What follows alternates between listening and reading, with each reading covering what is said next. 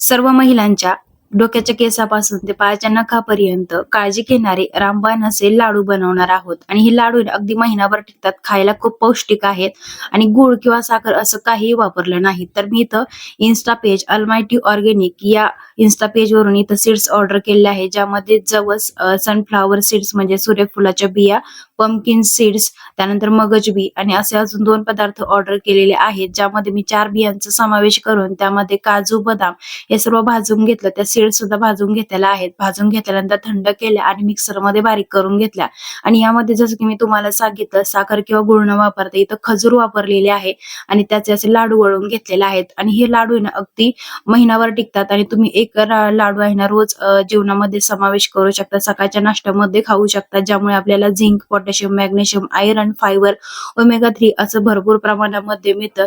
सर्व स्त्रियांनी आपली काळजी घ्यायला पाहिजे. त्यासाठी तुम्हाला सुद्धा हे सीड्स ऑर्डर करायचे असेल तर या इन्स्टा पेजवरून ऑर्डर करू शकता.